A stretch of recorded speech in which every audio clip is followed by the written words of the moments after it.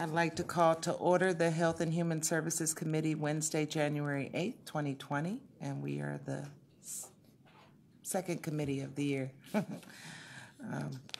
Roll call, please. Calling the roll, Ms. Conwell. Here. Mr. Jones. Mr. Jones is absent at the moment. Ms. Brown. Ms. Brown is absent at the moment. Mr. Miller. Here. Ms. Stevens. Present. We have a quorum. All right, anyone, Madam Clerk, signed in for public comment? Yes, Ms. Liu. All right, please come forward. Happy New Year, Ms. Liu.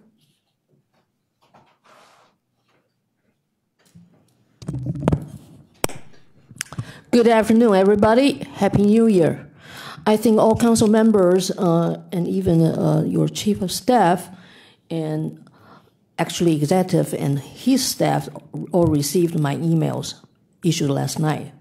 That's the only time I could work on certain things, and because I need a Wi-Fi access. And there's none in the shelter, actually.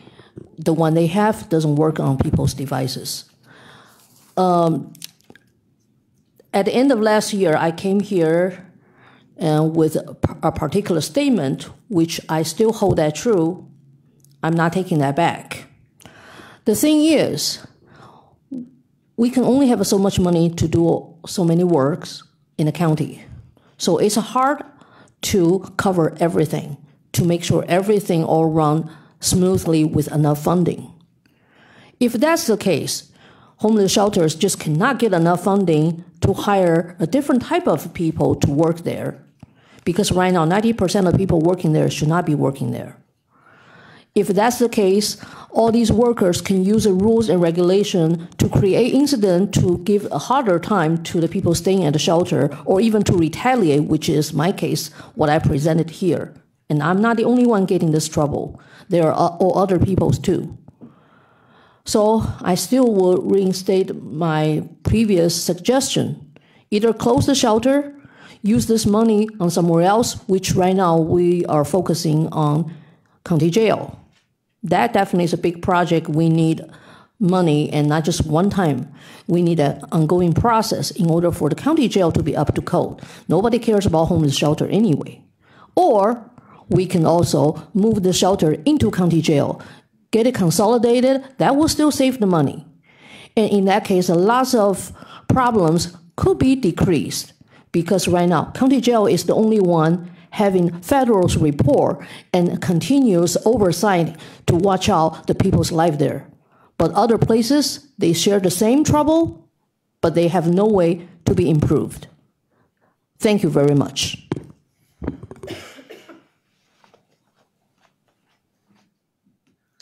I'd like the record to reflect that Councilwoman Brown is in attendance.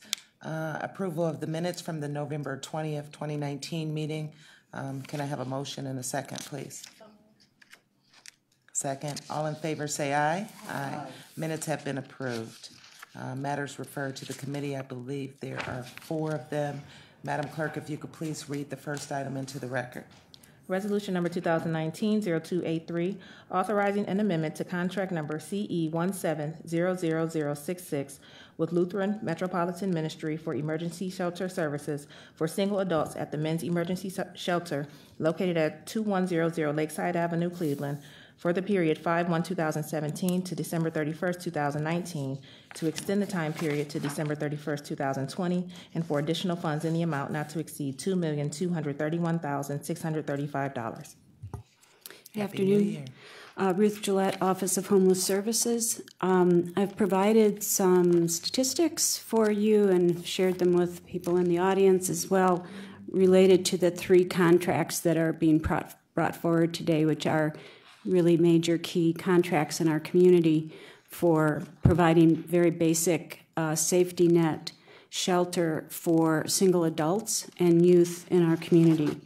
The first is Lutheran Metropolitan Ministry contract to operate 2100 Lakeside, which is the single adult male shelter in our community.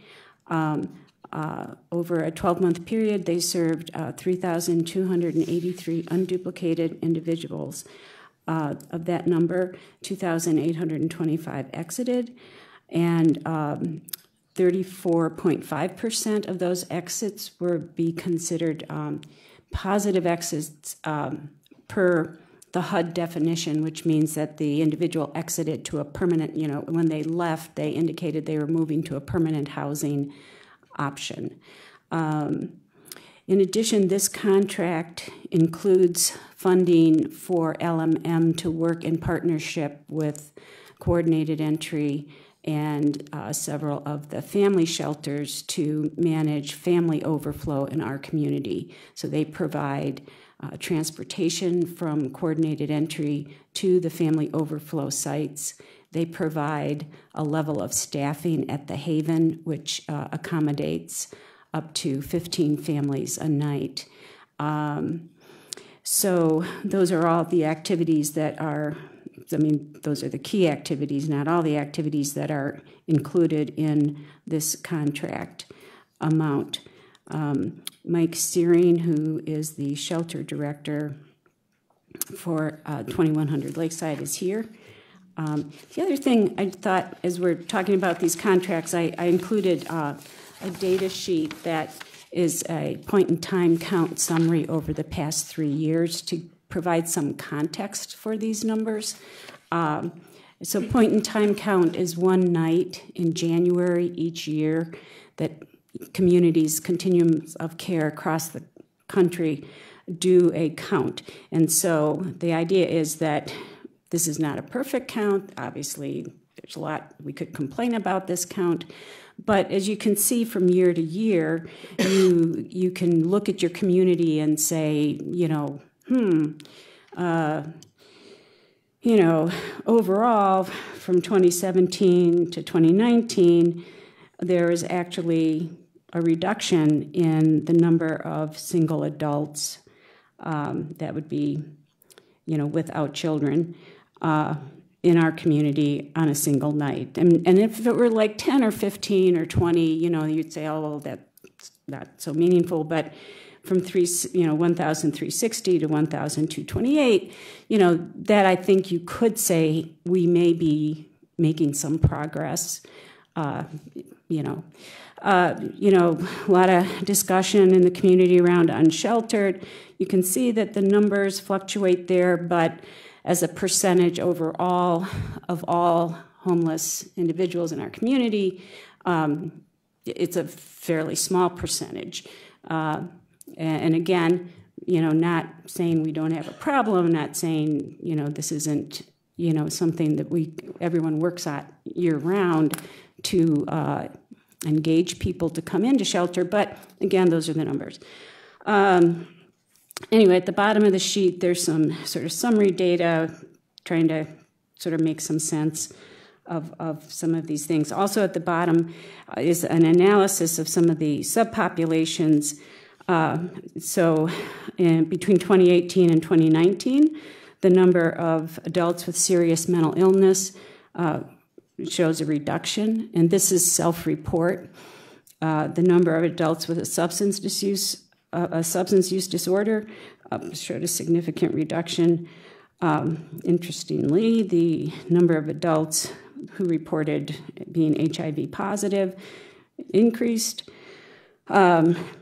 So, as did the adults fleeing domestic violence.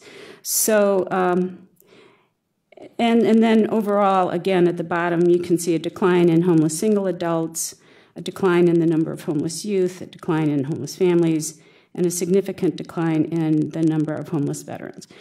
And again, I'm not saying that, this is just sort of a bellwether of trends, if you will. So anyway, so I'm happy to talk about the numbers, but Mike Searing is here, and the leadership of the other contracts that will be being presented are here, and they would be happy to answer any more questions or provide more context to what is going on in the basic shelter system.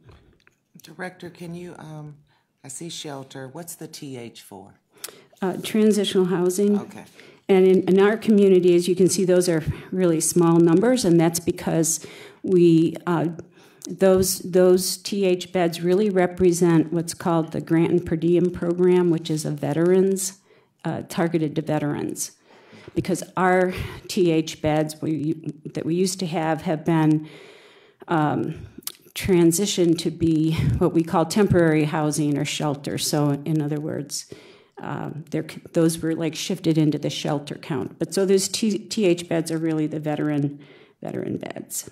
Okay, and when is this point in time count taken? What time of the year? It's the third week of January each year. So this year it'll be January 21st. And obviously whoever's in shelter gets counted through HMIS and then verified, and then the regular outreach efforts in our community document who's sleeping outside on that night. And I think you can look at this fluctuation in numbers possibly. I mean, if I went back and said, well, what was the temperature, on those nights, the number of unsheltered would go down when it's really, really cold, because people will find somewhere to come into, whether it's at the shelter or a family or friends or, something like that. But I'm just guessing. I didn't actually look up the temperatures there. And Director, you stated this is a nationwide count. Who do you share your point-in-time count with? It's all provided to the Department of Housing and Urban Development, and I mean, significantly, these numbers, I fielded a question recently from staff of council around how do we compare to other communities.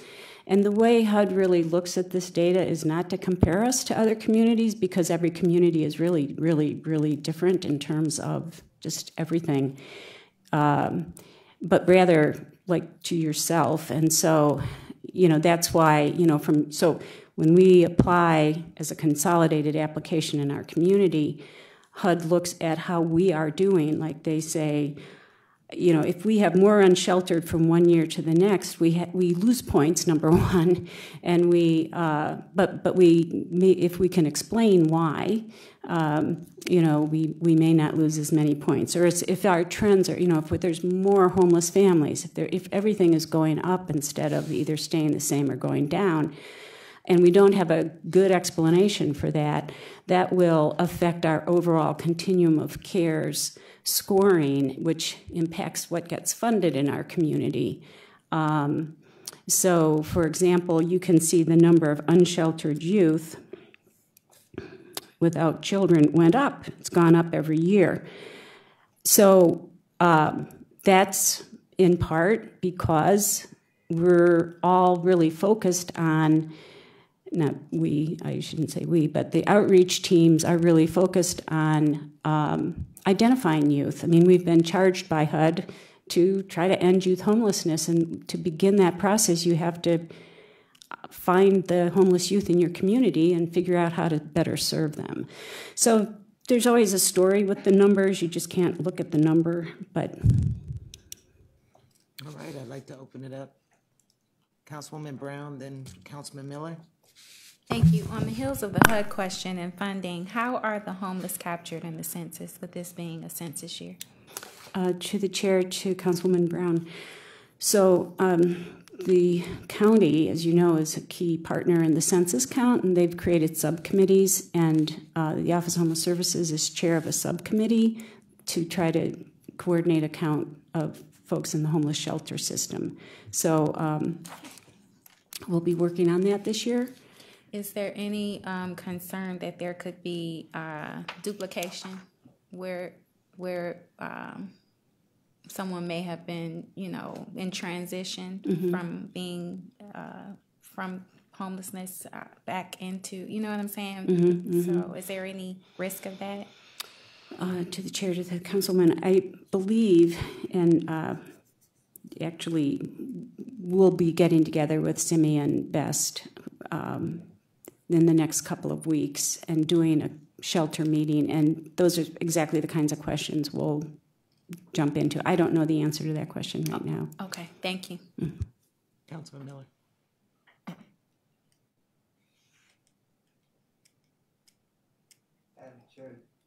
Madam Chair, Director, what is Safe Haven? To the chair, to Councilman Miller. So the Safe Haven, before we had permanent supportive housing, HUD funded projects called Safe Havens, and they were very, very low barrier permanent residences. that the idea was to, they were targeted to really very seriously mentally ill folks. Our community had 2 safe havens at, and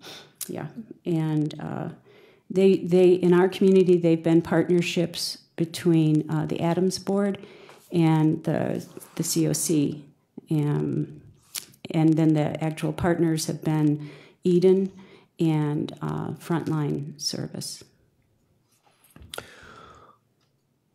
With the point in time count done in the 3rd week of January, typically at that time of year there would be some people sleeping with the Metanoia Project.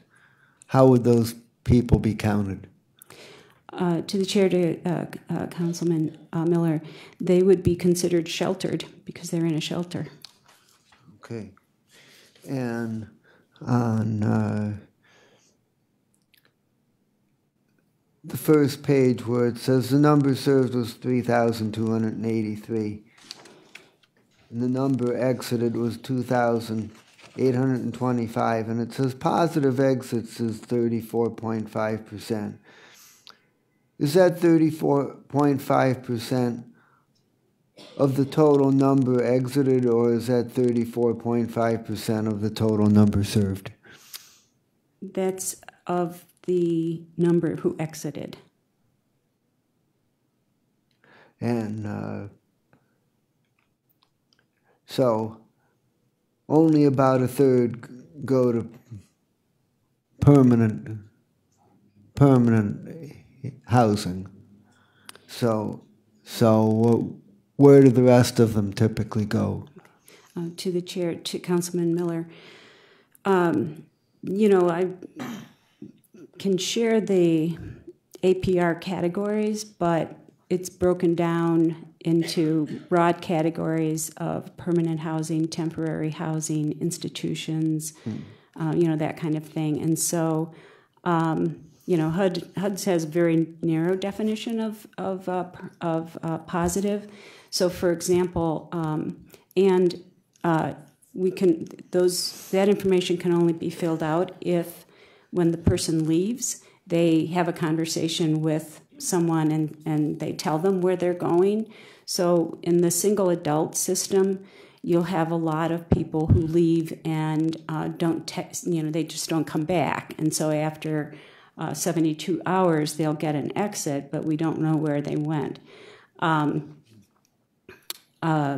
Sometimes, you know, so there will be a fairly large percentage that may indicate exit unknown, and there may be another fairly large percentage that indicate they went to live with family and friends, but they designate it as a temporary resolution, not a permanent resolution. So that wouldn't get counted as permanent. So there's these different gradations, which I'm happy to give you a fuller breakdown of where people go, if you'd like. Okay, thank you. Any other questions from the committee? All right. I had one for Director Searing.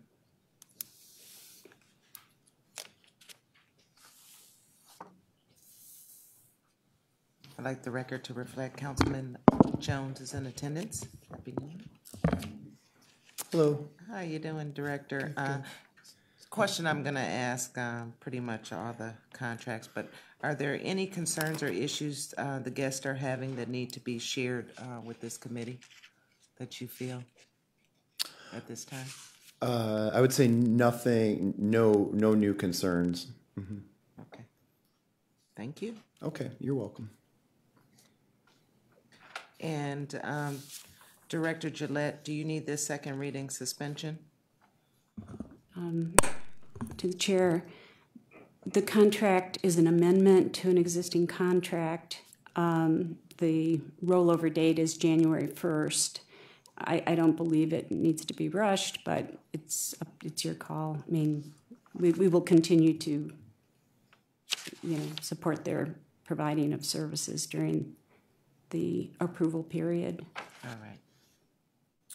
I'd like to make a motion to move this to the full council.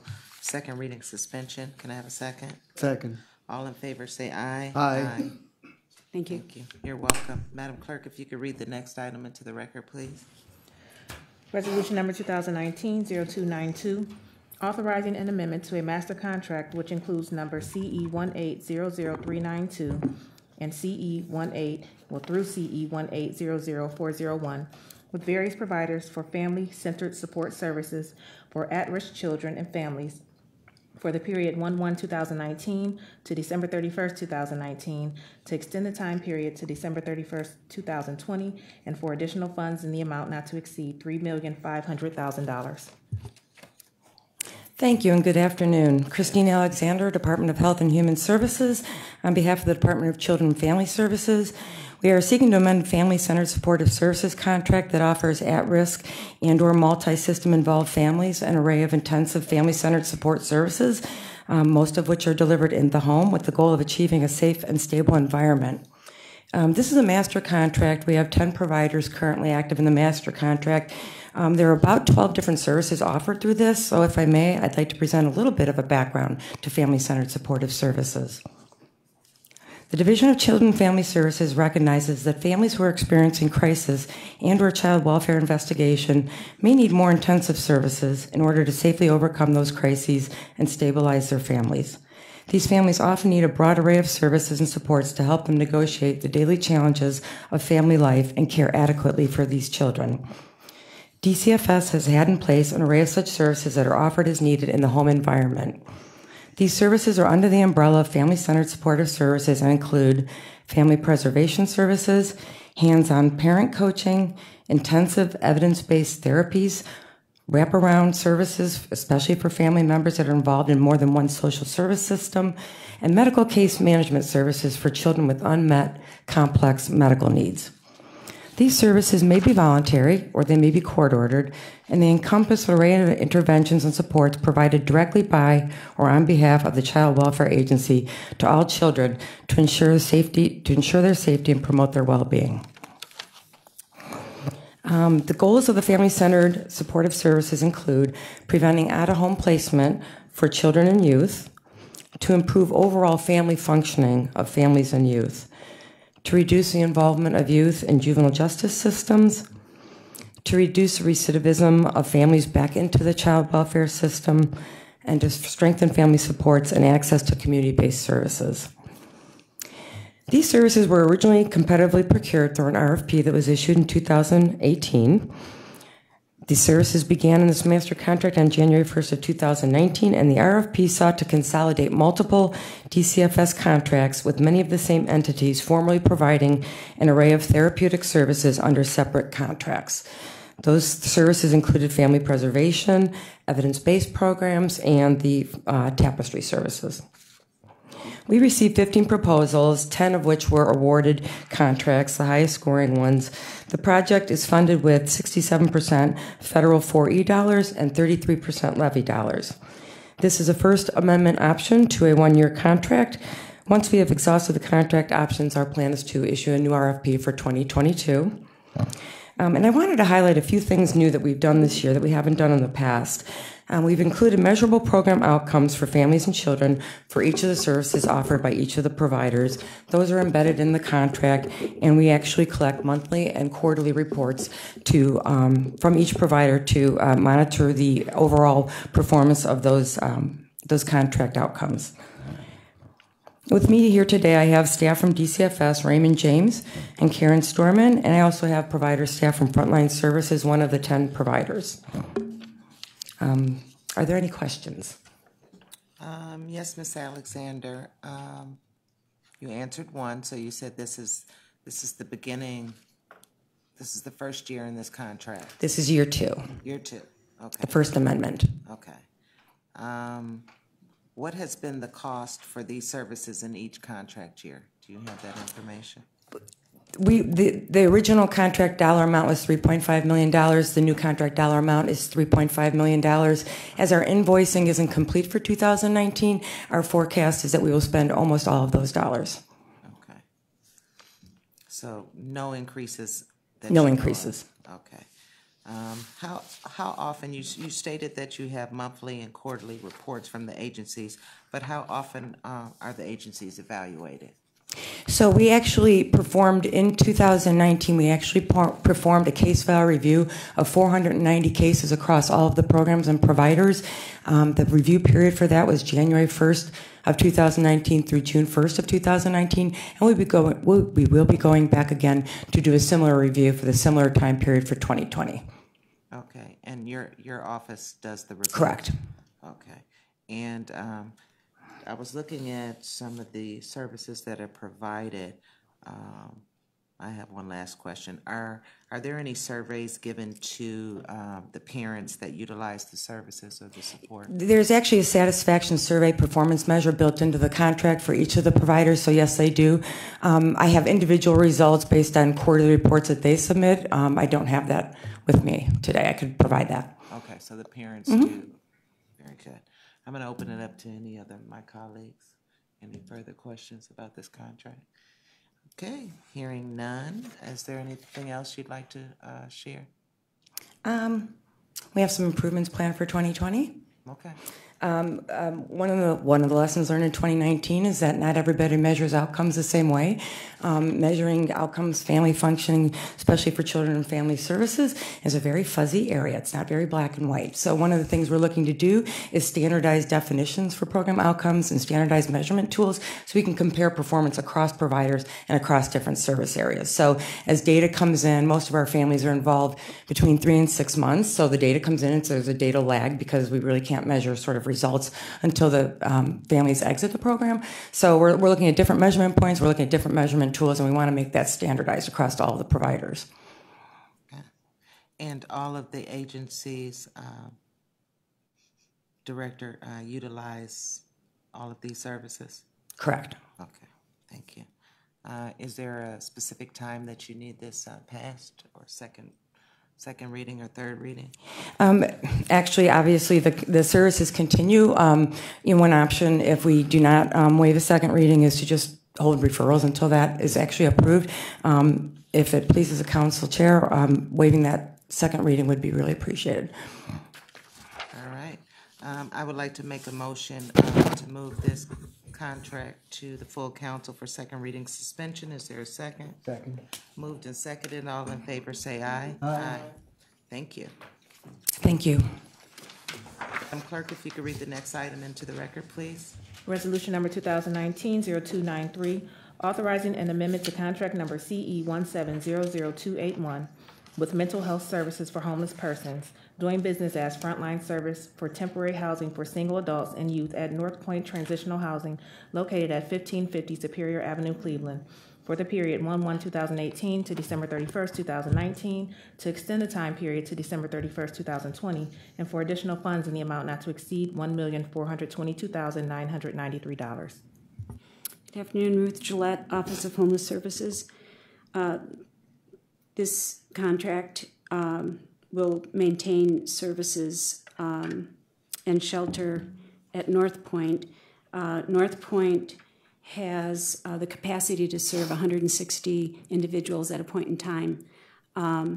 This facility was secured through a partnership with the City of Cleveland, which provided the funding to purchase the building and continues to provide, the basic maintenance and upkeep, and the county's funds. And then the City of Cleveland also allocates emergency solution grant dollars to support the services, some of the services.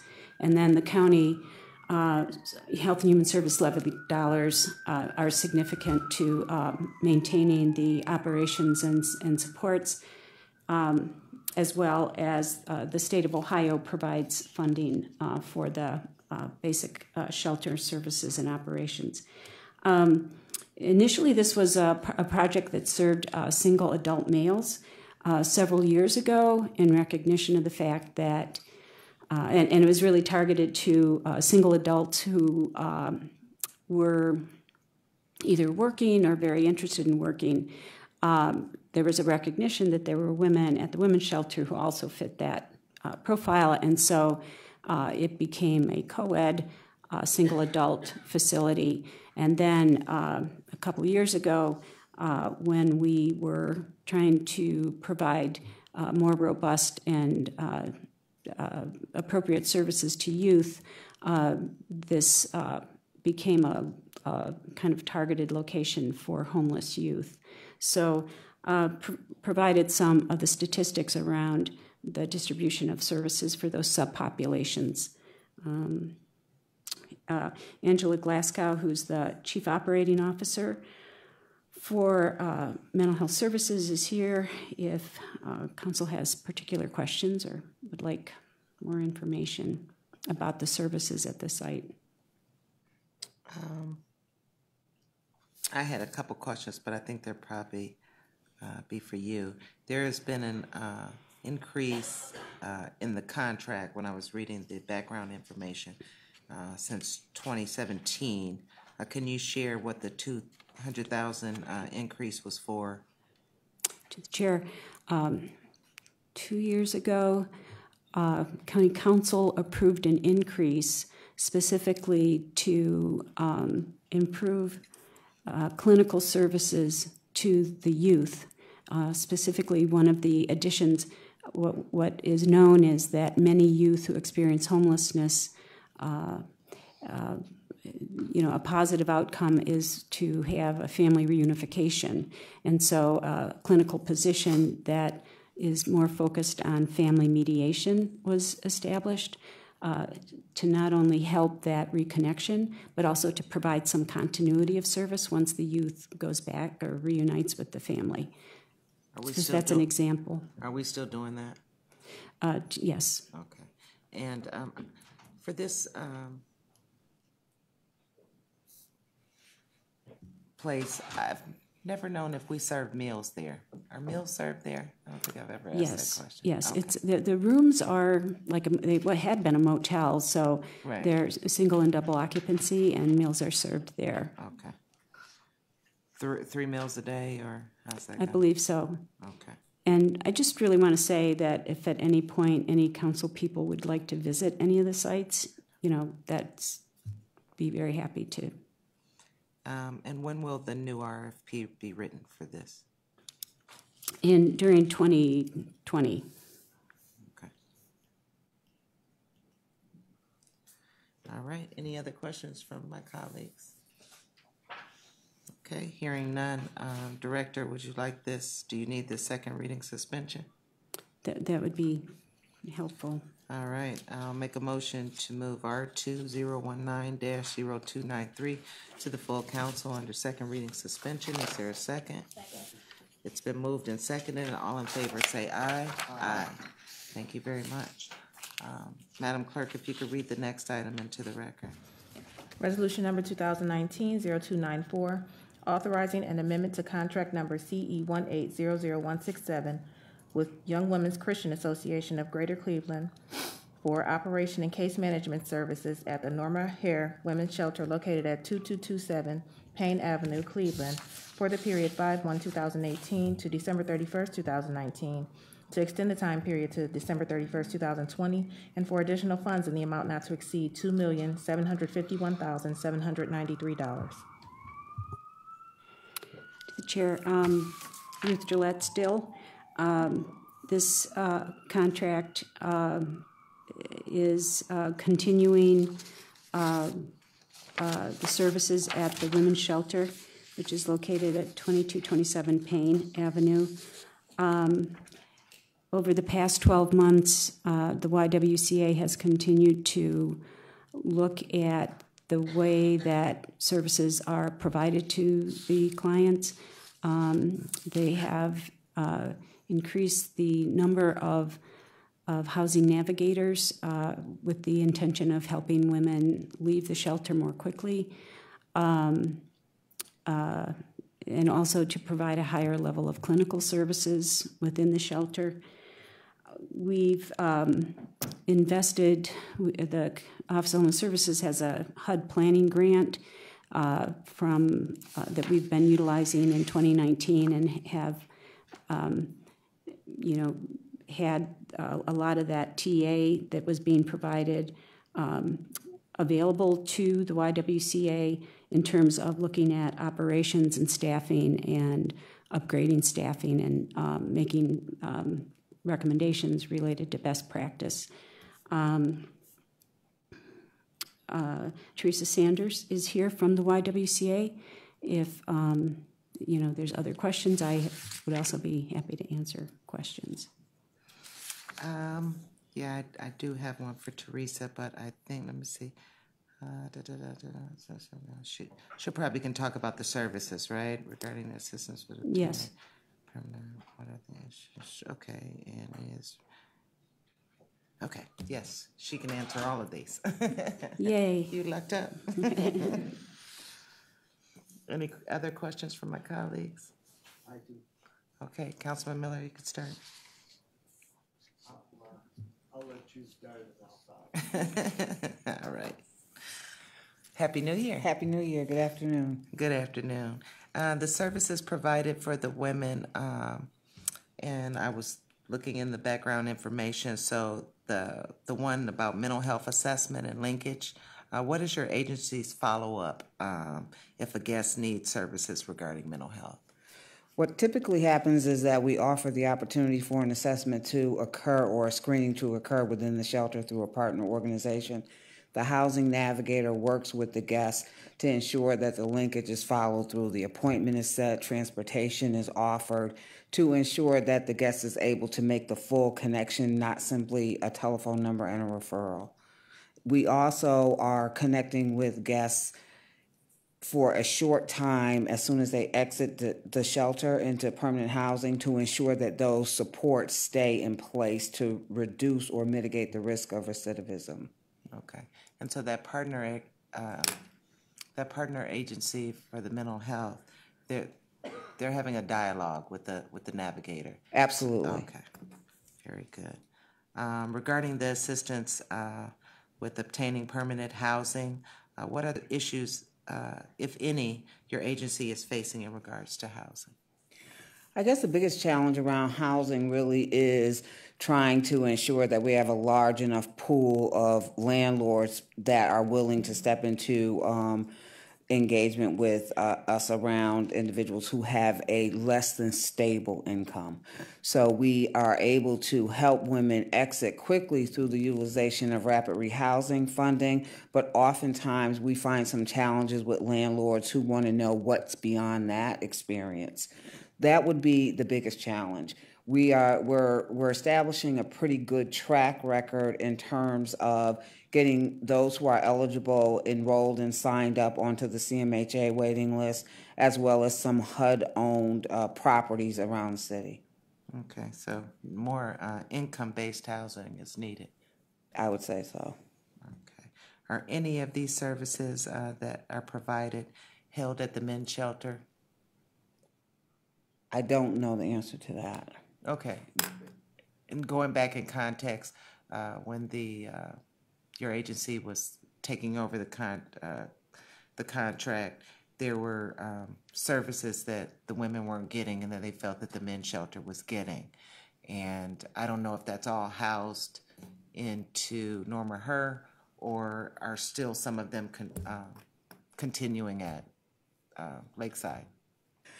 I think when we initially stepped into the contract, what we were looking at Lakeside was around the operations, how they sheltered people, what the dorms looked like, how the services looked, and we've tried to mirror that in creating these communities, particularly around the dormitory areas that mirrors what the men's shelter does. Okay, so everything is pretty much housed there. They don't. Yes. Women, okay, very good. Are there any concerns or issues the guests are having that need to be shared with this committee from your point of view? Well, we have the sort of ongoing concerns that individuals have voiced. We still have a lot of conversation related to the meal service, and we anticipate significant changes in the upcoming year. we released an RFP and had individuals bid on providing that service. So we don't have any data yet. It, of course, just started, and we're going to look at guest satisfaction as it relates to the meal service program. That's the primary issue of contention among guests. And has an agency been found to We contract have. with?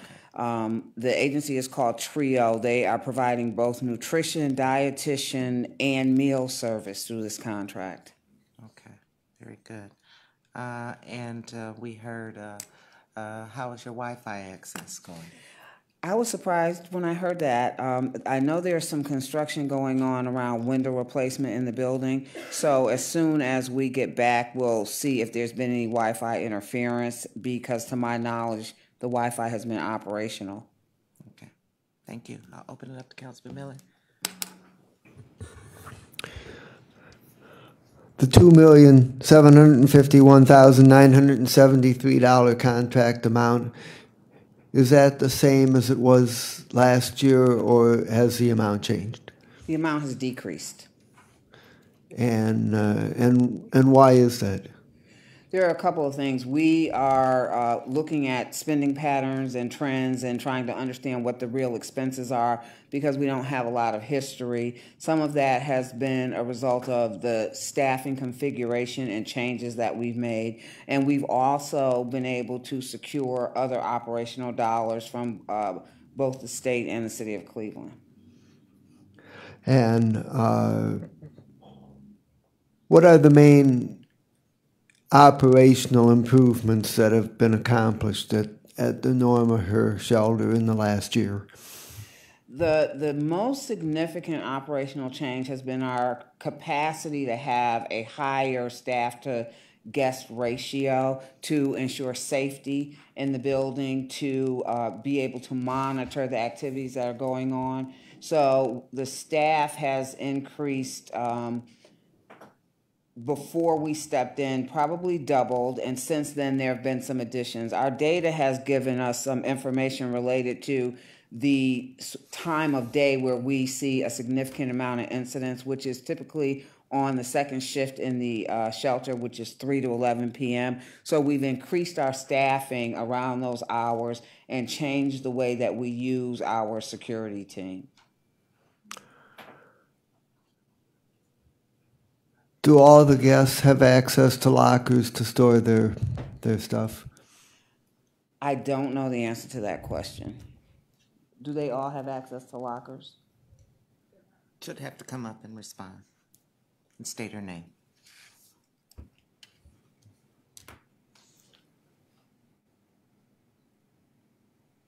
State your name. Roshina Crosby, Senior Director of Shelter Services. Okay, and about the What was the lockers, do question? you know the answer about the lockers? The question is whether all of the guests have access to lockers to store their stuff while they're at the shelter. Many of the guests in overflow not many, but some of the guests in overflow may not have actual lockers, but they do have totes. We purchased some totes to store their belongings in until they're assigned a bed, because the guests in overflow have mats. Okay, thank you. And what is current policy at the shelter regarding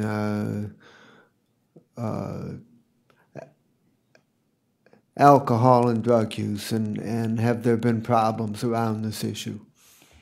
There are currently only two issues, if you would, that would enable us to ask a person to exit shelter for a temporary time. One of those would be use of alcohol and drugs on the property. We do have some of that. I don't think it is a enormous problem, but we do have that experience. Guests are always given an opportunity to have mediation with the staff prior to being exited if they use a substance on the property, and they are also exited with access, transportation to a location where they can receive shelter in the community other than Norma Herr. So you said that there's opportunity for mediation prior to exit. Does that mean that alcohol or drug use does not automatically lead to exit, but that in some cases, if you feel that the problem can be resolved, that the guest is allowed to stay, or is it an automatic exit?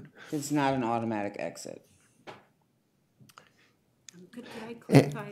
I'm sorry to interrupt, but I'm not sure. I just want to clarify for myself your question, Councilman.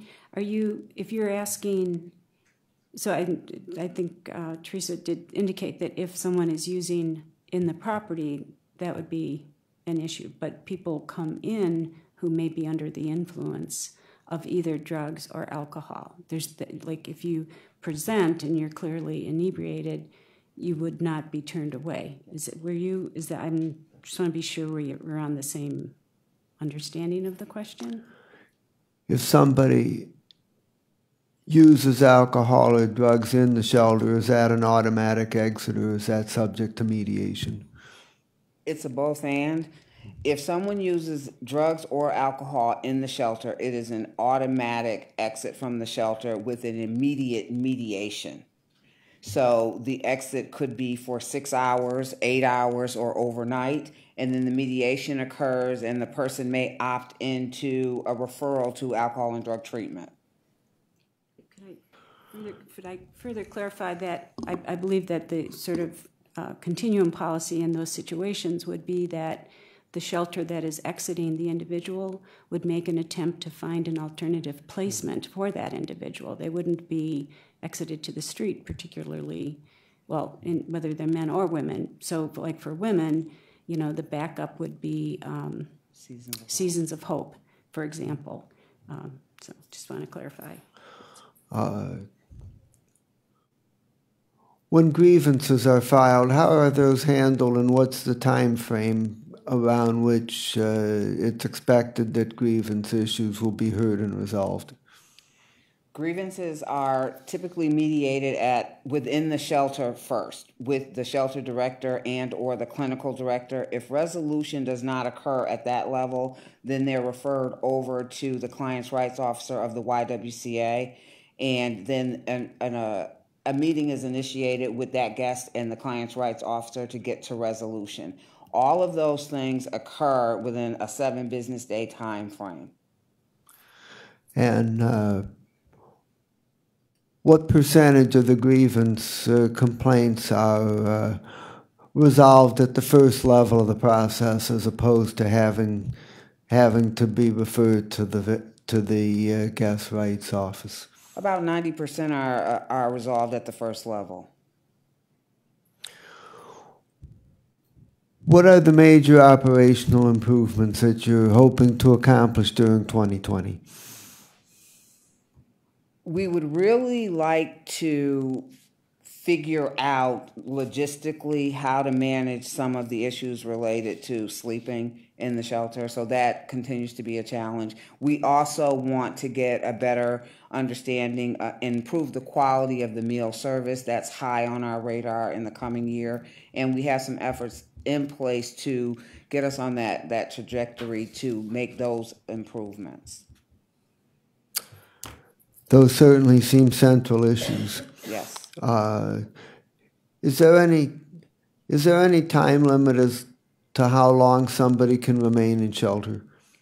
There has been no time limit imposed since we've been operating the shelter. We work diligently with the guests to try to get them on a path towards exit to permanent housing, and we have an intentional engagement strategy working with guests who are, for a variety of reasons, what you would call service resistant. So we're very intentional in trying to engage those guests.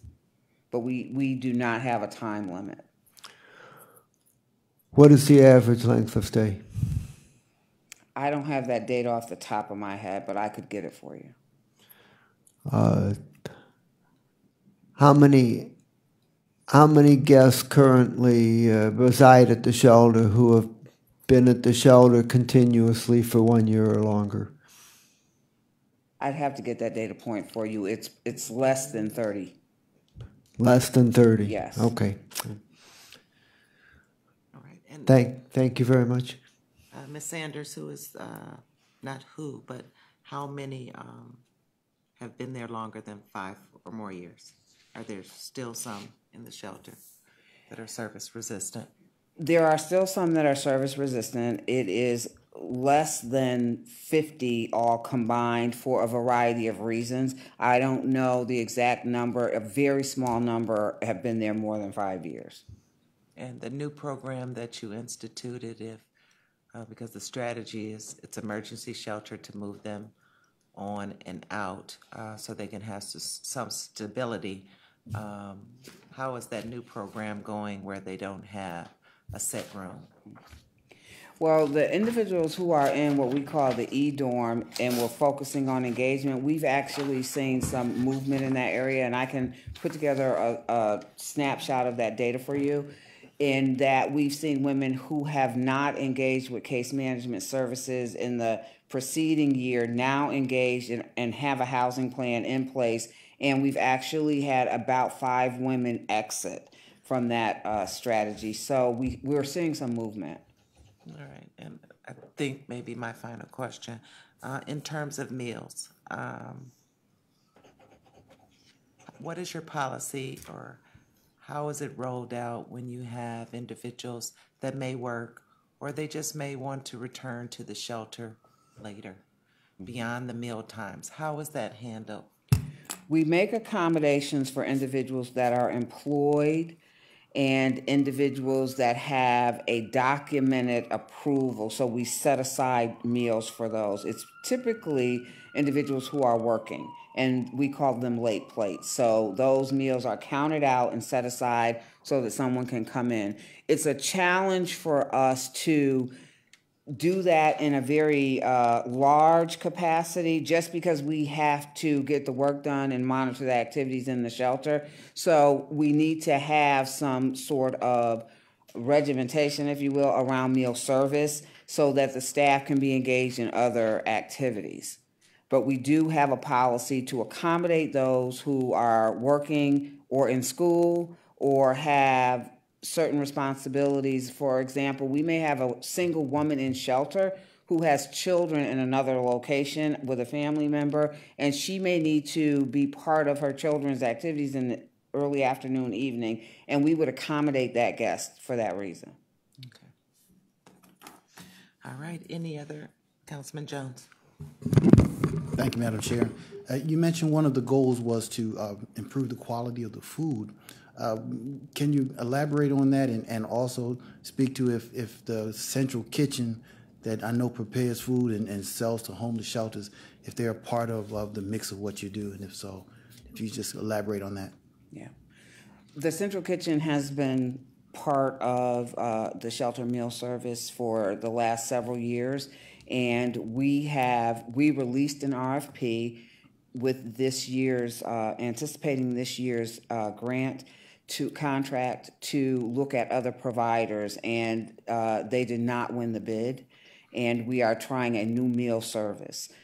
We have had a great partnership and a great relationship with Lutheran around this issue, but it still continues to be an issue at the forefront of challenges for us in the shelter. So we decided to look at other opportunities and other vendors. Are you able to describe the challenges? I mean, we've had everything from food not showing up to food underprepared. Okay. All right. Thank you. Do you expect with the new RFP improvement?